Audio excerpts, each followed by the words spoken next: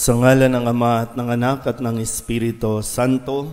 Amen. Ang pagpapala ng ating Panginoong Hesukristo, ang pag-ibig ng Diyos Ama at ang makikipagkaisa ng Espiritu Santo naway sumainyong lahat. At sumaiyo rin.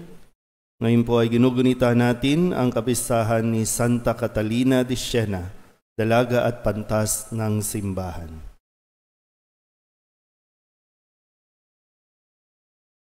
Mga kapatid, tinipon tayo bilang mga kaanib na angkan ng Diyos, kaya dumulog tayo sa maawaing Panginoong napapatawad ng lubos. Sinugong tagapagpagaling sa mga nagsisisi, Panginoon, kaawaan mo kami. Panginoon, kaawaan mo kami. Dumating na tagapag-anyayang mga makasalanay magsisi, Kristo, kaawaan mo kami. Kristo, kaawaan mo kami. Nakaluklok ka sa kanan ng Diyos Ama para ipamagitan kami. Panginoon, kaawaan mo kami. Panginoon, kaawaan mo kami. Kaawaan tayo ng makapangyarihang Diyos, patawarin tayo sa ating mga kasalanan at patnubayan tayo sa buhay na walang hanggan. Amen. Manalangin tayo. Ama naming makapangyarihan, sa pagsasaloob ng pagtitiis ng aming Panginoong Hesukristo, si Santa Catalina ay pinag-alab mo sa iyong pag-ibig at sa masigasig na paglilingkod sa iyong simbahan. Bilang tugon sa kanyang pagdalangin, ang iyong sambayanan naway laging magalak sa pakikisa kay Kristo at sa pagpapahayag ng kanyang pagkabuhay bilang aming tagapamagitan kasama ng Espiritu Santo magpasawalang hanggan. Amen. Umupo ang lahat.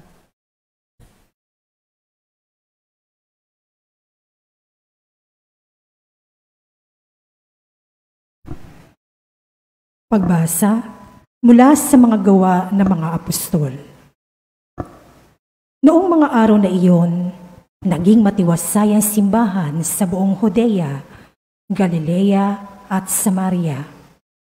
Ito'y tumatag at lumaganap sa tulong ng Espiritu Santo at namuhay na may pagkatakot sa Panginoon. Naglalakbay noon si Pedro upang dumalaw sa mga kapatid sa pananampalataya. Sa pagdalaw niya sa mga kapatid sa Lida, natagpuan niya roon ang isang lalaking nagngangalang Eneas. Ito'y paralitiko at 8 taon nang nararatay. Eneas, ani Pedro, pinagagaling ka ni Hesukristo. Tumindig ka at ayusin mo ang iyong higaan. At tumindig siya agad.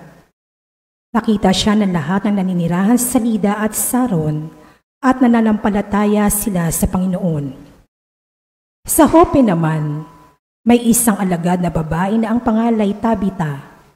Sa Griego, ang kanyang pangalan ay Dorcas, na ang ibig sabihin usa. Ginugugol niya ang kanyang panahon sa paggawa ng mabuti at pagkakawanggawa. Nang mga araw na iyon, siya'y nagkasakit at namatay. Nang mapunasan na ang kanyang bangkay, ito'y binurol sa silid sa itaas. Di kalayuan sa Joppe ang Lida. Nang mabalitaan ng mga alagad na naroon si Pedro, inutusan nila ang 2 lalaki upang siya'y pakiusapang pumunta agad sa Joppe. Sumama naman sa kanila si Pedro. Pagdating doon, dinala siya sa silid sa itaas. Agad lumapit sa kanya ang mga babaeng balo na nananangis at ipinakikita ang mga balabal at mga damit na ginawa ni Dorcas noong ito'y nabubuhay pa. Pinalabas ni Pedro ang lahat. Siya'y lumuhod at nanalangin. Pagkatapos, humarap siya sa bangkay at sinabi, "Tabita, bumangon ka." Dumilat si Tabita at naupo nang makita si Pedro. Hinawakan ni Pedro ang kanyang kamay at tinulungan siyang tumindig. Pagkatapos, tinawag niya ang mga banal at ang mga babaeng balo at iniharap sa kanila si Dorcas na buhay na. Nabalita ito sa buong Joppe, kaya't marami ang sumampalataya sa Panginoon.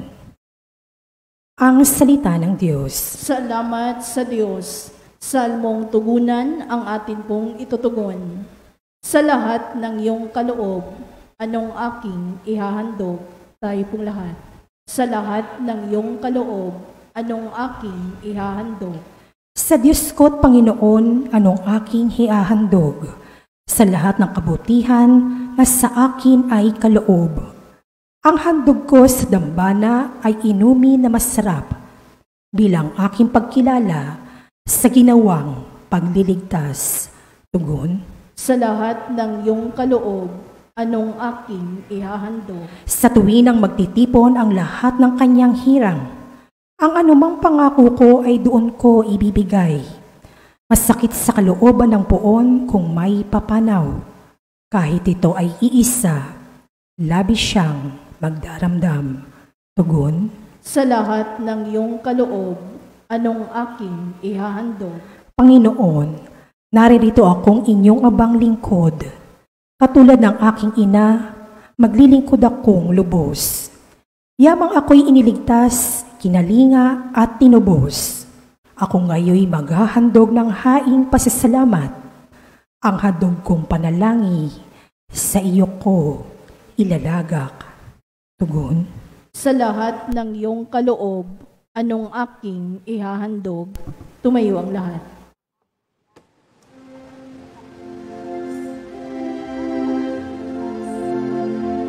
Hallelujah, hallelujah, hallelujah, hallelujah.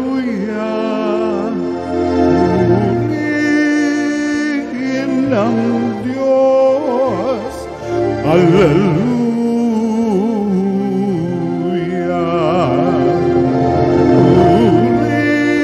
Purihin ng Diyos,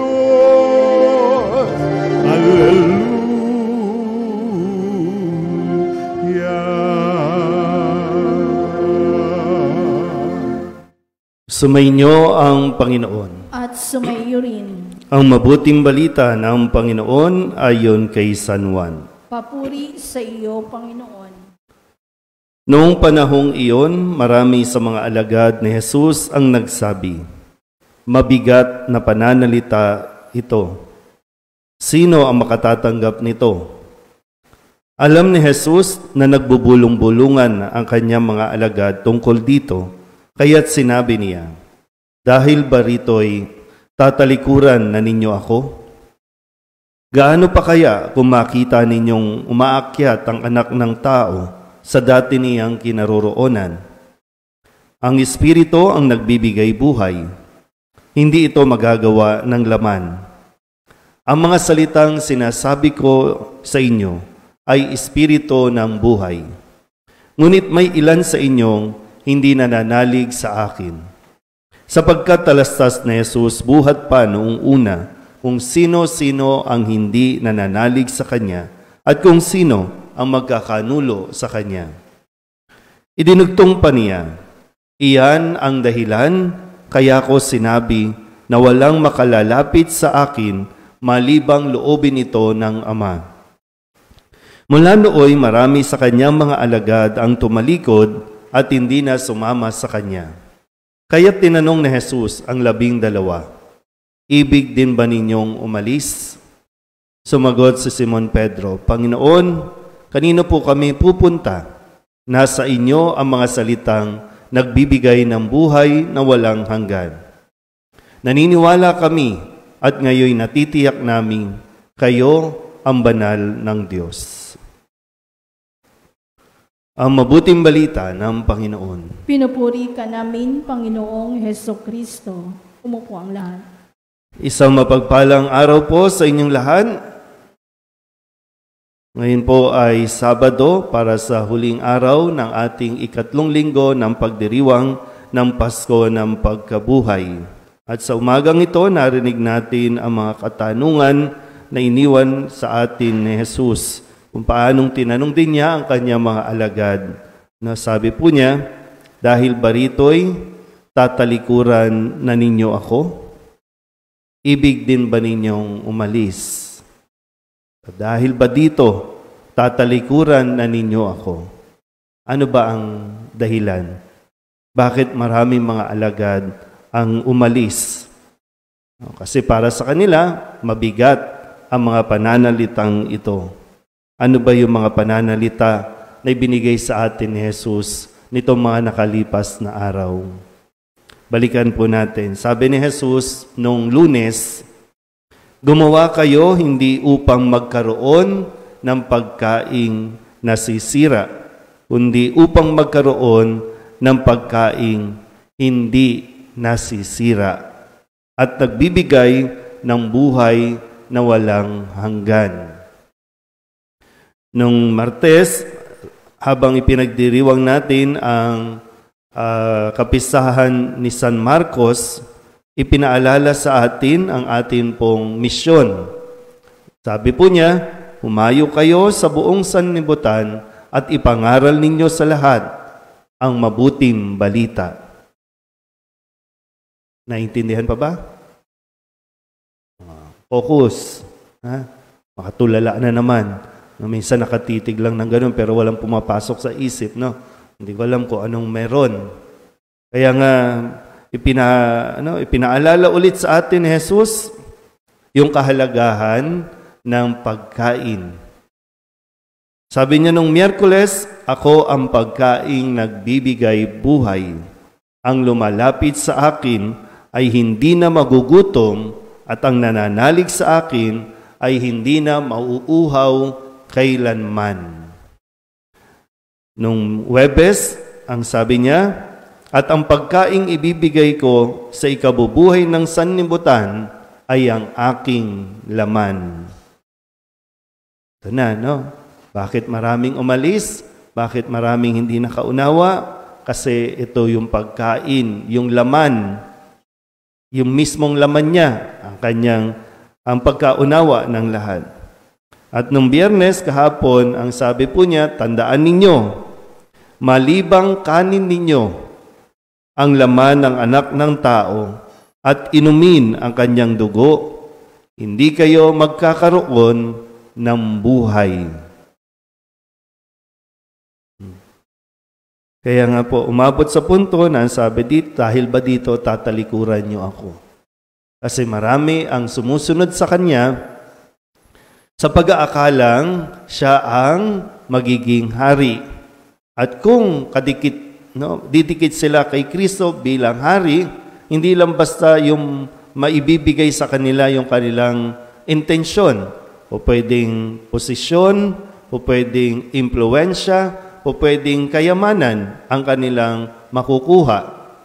Pero iba ang itinuro at ibibigay ni Jesus sa kanila, ang pagkain na sinasabing kung tatanggapin ninyo ako, magkakaroon kayo ng buhay na walang hanggan.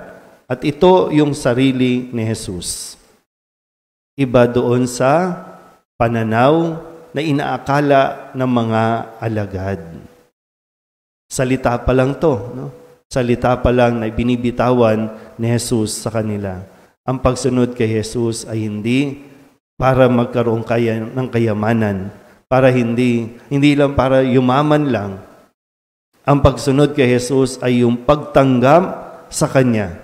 Dahil ang sino mang tumatanggap kay Jesus ay nagkakaroon ng kapanatagan, magkakaroon ng higit pa sa kayamanan, magkakaroon ng kapayapaan sa puso at isip niya. Kaya ganoon na lang yung pagpapahalaga natin ay pinapaalala sa mga tao yung pagdalo sa misa, ang pagtanggap sa komunyon na madalas tinatanggihan ng napakaraming tao.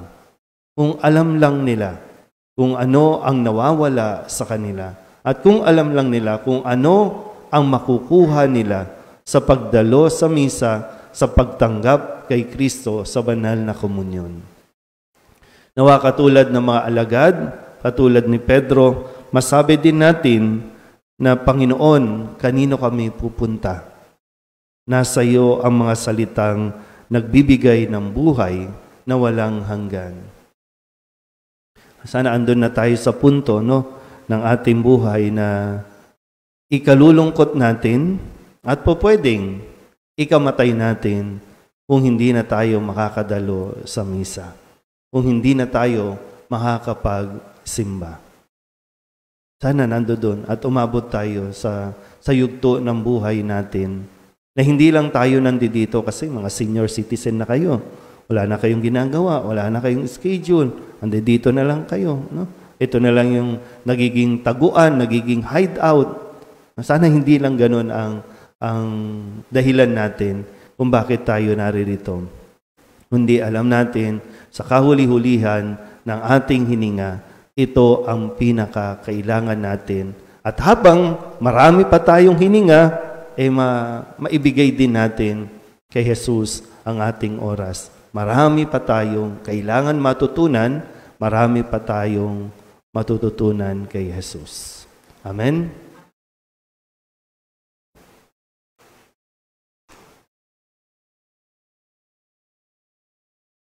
Mahabaging Ama, marapatin po ninyong dinggin ang aming mga panalangin sapagkat nananampalataya kami sa iyong anak, aming Panginoong Hesukristo.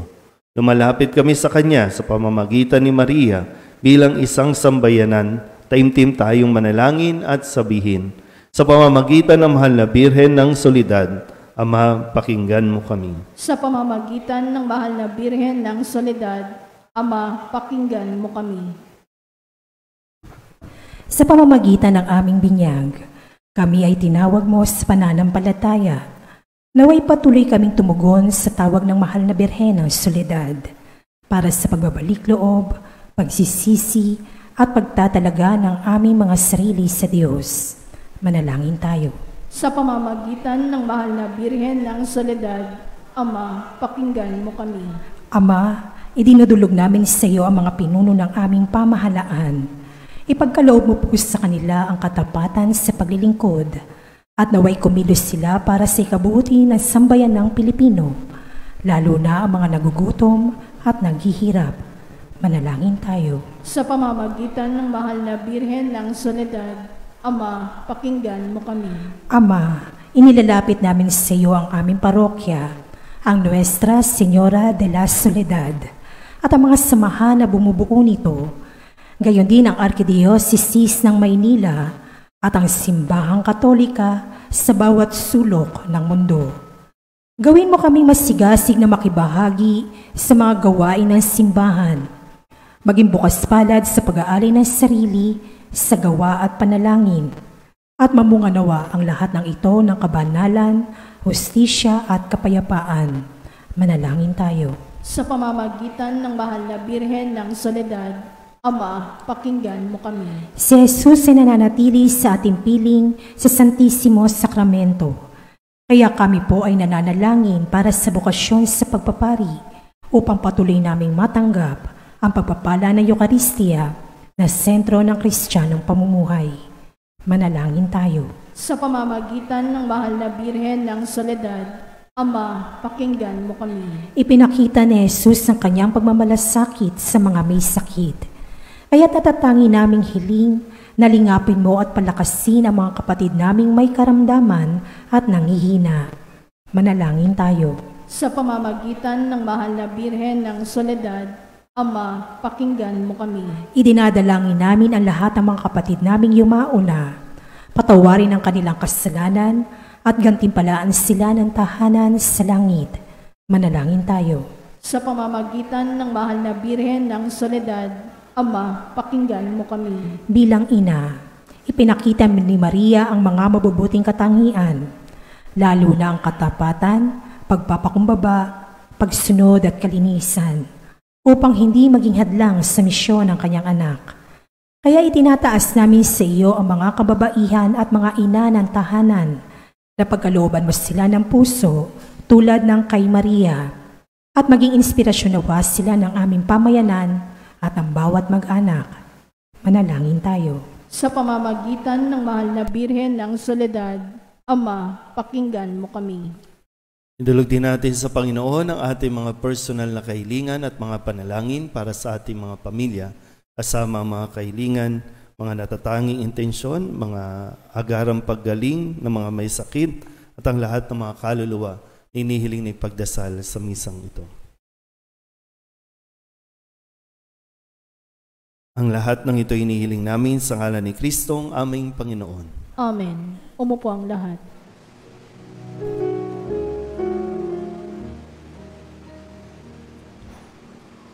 Tubig ng buhay, paglalakbay, patungo sa bagong buhay. O Jesucristo, aming gabay, basbasan mo ang aming alay. Bukal ng liwanag, nagbibigay ilaw sa mga bulag. Kami lumalapit sa iyong batis upang makakita. Tubig ng buhay, paglalakbay, patungo sa bagong buhay. O Jesucristo, aming gabay, basbasan mo ang aming alay. Basbasan mo ang aming alay. Manalangin kayo mga kapatid upang paghahain natin ay kalugdan ng Diyos Amang makapangyarihan. Tanggapin nawa ng Panginoon itong paghahain sa iyong mga kamay, sa kapurihan niya at karangalan sa ating kapakinabangan at sa buong sambayanan niyang banal. Ama naming lumikha, ngayong ginugunita namin si Santa Catalina, tanggapin mo itong aming ginaganap na paghahain, nagdudulot kaligtasan upang kaming nakabatid sa kanyang natutuhang maalab na pag-ibig ay makapagpasalamat sa iyo ng totohanan at masigasig sa pamamagitan ni Jesucristo kasama ng Espiritu Santo magpasawalang hanggan. Amen. Sumainyo ang Panginoon. At sumaiyo rin. Itaas sa Diyos ang inyong puso at diwa. Itinaas na namin sa Panginoon. Pasalamatan natin ang Panginoong ating Diyos. Marapat na siya ay pasalamatan. Ama naming makapangyarihan, tunay ngang marapat na ikaw ay aming pasalamatan sa pamamagitan ni Jesucristo na aming Panginoon. Ngayong si Santa Catalina ay pinararangalan sa pamumuhay niyang totoong uliran at pagiging maaasahan sa panunungkulan, kaya't si Jesucristo na maaasahan sa katapatan ay inihahayag sa pangangasiwa sa sambayanan. Ang malasakit ng mga ulirang tagapangasiwa noon ay napapatuloy magpahanggang ngayon sa mga panalangin kanilang iniuukol, kaysa ng sambayanan mong dito'y nagtitipon. Kaya kaysa ng mga anghel nagsisiawit ng papuri sa iyo nang walang humpay sa kalangitan, kami nagbubunyi sa iyong kadakilaan.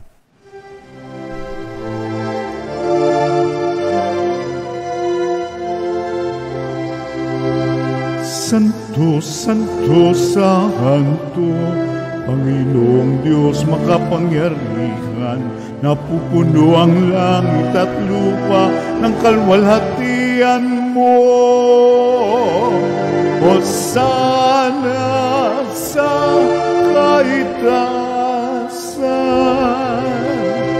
pinagpalang na paririto sa ngalan ng Panginoon. Hosana sa kaitaasan.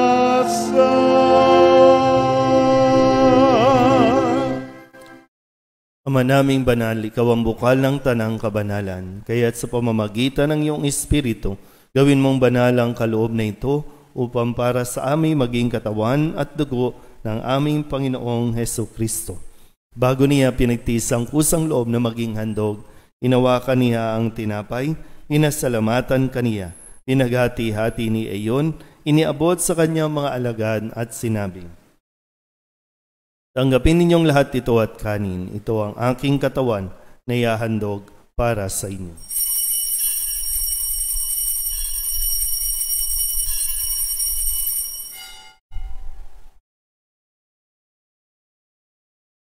Gayun din naman nang matapos ang hapunan, hinawakan niya ang kalis, muli kaniyang pinasalamatan.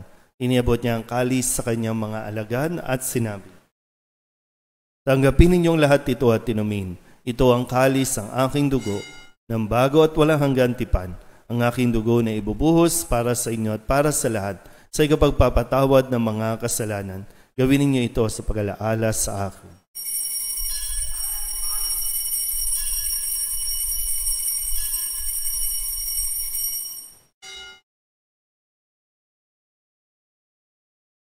Ipagbunyi natin ang misteryo ng pananampalataya. Si Kristo'y namatay, si Kristo'y nabuhay, si Kristo'y babalik sa wakas ng panahon. Ama, ginagawa namin ngayon ang pag-alaala sa pagkamatay at muling pagkabuhay ng iyong anak, kaya tiniaalay namin sa iyo ang tinapay na nagbibigay buhay at ang kalis na nagkakaloob ng kaligtasan. Kami napapasalamat dahil kami iyong minarapat na tumayo sa harap mo para maglingkod sa iyo. Isinasamo namin kami magsasalo-salo sa katawan at dugo ni Kristo ay mabuklod sa pagkakaisa sa pamamagitan ng Espiritu Santo. Ama, lingapin mo ang iyong simbahang laganap sa buong daigdig. Puspusin mo kami sa pag-ibig kay San Francisco na aming Papa at ni Jose na aming Obispo at ng Tanang Kaparian. Alalahanin mo rin ang mga kapatid naming nahimlay na may pag-asang sila'y muling mabubuhay, gayon din ang lahat ng mga pumanaw. Kawaan mo sila at patuloyin sa iyong kaliwanagan. Kawaan mo at pagindapati kaming lahat na makasalo sa iyong buhay na walang wakas. Kay sana mahal na Birhen Maria na Ina ng Diyos, ng kabiyak ng puso niyang si San Jose. Kay sana mga apostol at ng lahat ng mga banal na namuhay dito sa daigdig ng kalugod-lugod sa iyo. May pagdiwang nawa namin ang pagpupuri sa ikararangal mo sa pamamagitan ng iyong anak na aming Panginoong Hesu Kristo. Sa pamamagitan ni Kristo, kasama niya sa Kanya, ang lahat ng parangal at papuri ay sa iyo, Diyos Amang makapangyarihan, kasama ng Espiritu Santo, magpasawalang hanggan. Amen, amen, amen. Amen, hallelujah. Purihin ang Diyos, purihin ang Diyos. Amen, hallelujah. Amen, amen, amen. Amen, hallelujah.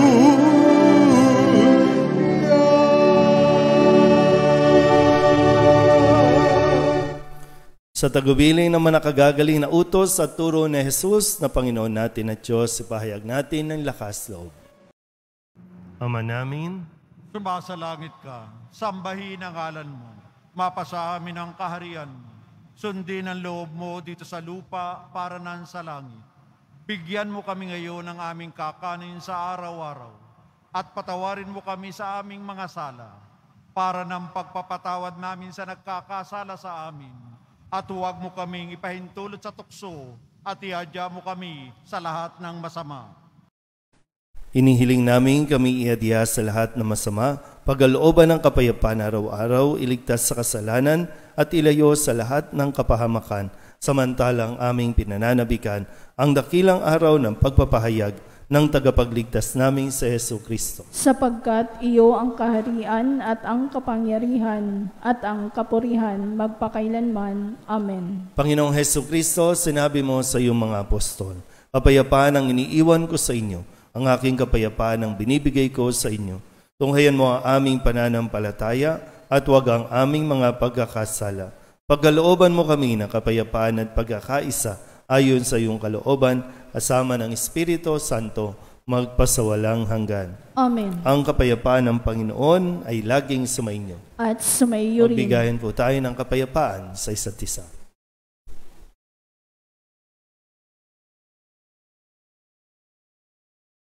Kordero ng Diyos na nag-aalis ng mga kasalanan ng sanlibutan, maawa ka sa amin. Kordero ng Diyos na nag-aalis ng mga kasalanan ng sanlibutan, maawa ka sa amin. Kordero ng Diyos na nag-aalis ng mga kasalanan ng sanlibutan, ipagkaloob mo sa amin ang kapayapaan. Lumuhod ang lahat.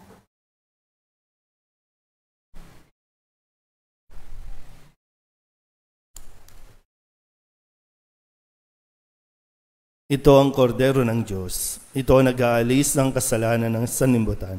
Mapalad ang mga inaanyayahan sa kanyang piging. Panginoon, hindi ako karapat-dapat na magpatuloy sa iyo, ngunit sa isang salita mo lamang ay gagaling na ako.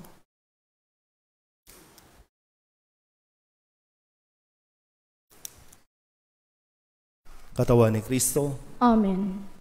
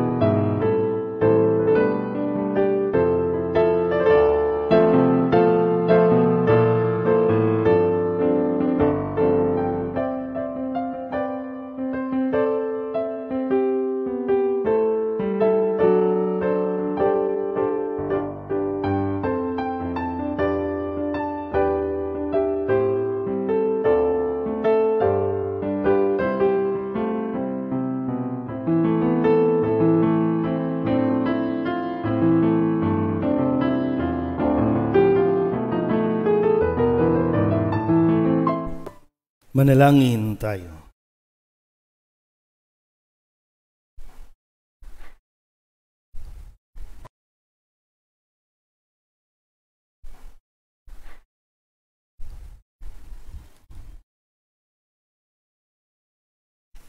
Ama naming mapagmahal, kami naway iyong pagbigyang dito ay makapakinabang ng pag-iral kailanpaman sa aming pinagsaluhang piging na pangkalangitan na tinanggap ni Santa Catalina para sa kanyang ikabubuhay kahit sa lupang ibabaw. Sa pamamagitan ni Jesucristo, kasama ng Espiritu Santo, magpasawalang hanggan. Amen. Sumainyo ang Panginoon. At sumaiyo rin. At pagpalain kayo ng makapangyarihang Diyos, Ama at Anak at Espiritu Santo. Amen. Tapos ng banal na misa, humayo tayo sa kapayapaan ni Kristo. Salamat sa Diyos. Lumuhod po ang lahat.